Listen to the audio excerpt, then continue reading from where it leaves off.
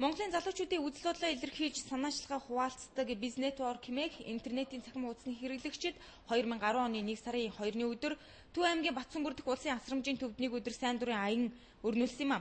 Эмч эдийн засагч үсчин бариач гээд янз бүрийн ажил мэргэжилтэй 30 гаруй залуус энэ өдөр асруулагчдад гарын бэлэг өгснөөс гадна өөрсдийн чадах чинээгээр мэргэжлийн дагуу үйлчлэгээ үзүүлсэн. Шүдийн эмч үсчин хамгийн их дараалалтай байлаа.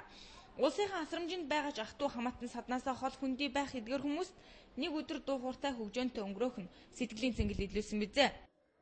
Ихэд баярлалцсанаа л хэлий та өөрөө юу хэлэх вэ? Алсай дээр имэрхүү болон чагтдаг байж. Игоогой. Шийдэх маш их сайхан бай. Сайхан байж. Бизнетворкийн 30 гаруй мянган хэрэглэгчийн нэг нь анх түрүүн асрамжийн төвийн асруулагчдад туслах сайн үйлсийн аяны санаачлагыг гаргаж улмаар хандив цуглуулж шинэ оны ихэнх буйны үйлс болгон түгээж байгаа юм байна. Одоо манай залуучууд ахмадуудын төлөө их санаа тавьдаг болжээ.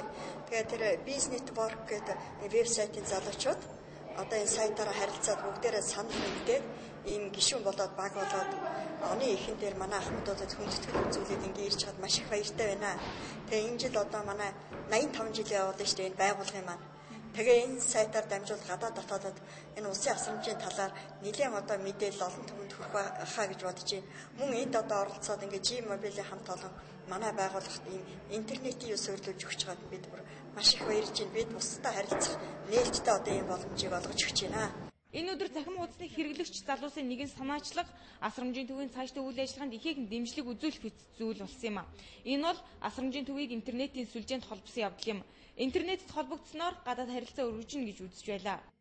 Батцанбүрийн асрамжийн газрын тухай нэг идэвхтэй гишүүн маань сэдв нээсэн байсан. Тэрэн дээр нь яг бид нар өөрсдөө ярилцж байгаа ийм ийшээ явах санаа байгаа шүү. Бүгдээрээ нэгдэж нийгмийн чиглэсэн үйл ажиллагаа хийя гэж ярилцсан үндсэн дээр одоо бүгд залуучууд нэгдээд тодорхой хэмжээгээр үр дүнд хүрсэн, тодорхой хэмжээний хандив мөнгө зууларсан, тодорхой хэмжээний байгууллагууд бас биднийг тусаг дэмжиж энд нэг баг болоод ингэ явж байна. Одоо тэгээ шиг сэтгэл хөдлөж тэгээд шинэ оны анхны ажил үсийг сайн үсээ гаргаж байгаа юм шиг байна. 2-3 жилийн өмнө бол хүмүүс ч өөрөөр ирдэг гэж залуучдыг одоо залуучууд ерөөсөө юм хийж чаддгүй ерөөсөө дайв тамаа хэрэгэлдэг хичээд юм уу шоуд гэсэн одоо энэ ч хараад бол тийм биш биш.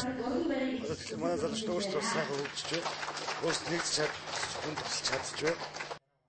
Байгууллагадад 85 жилийн ойтгой золгож байгаа улсын хэмжээнд их мэргэжлийн асрамжийн үйлчлэгээ үзүүлэгч тус байгууллагад 15-аас 99 насны 134 хүн өнөөдрийн байдлаар асруулж байна.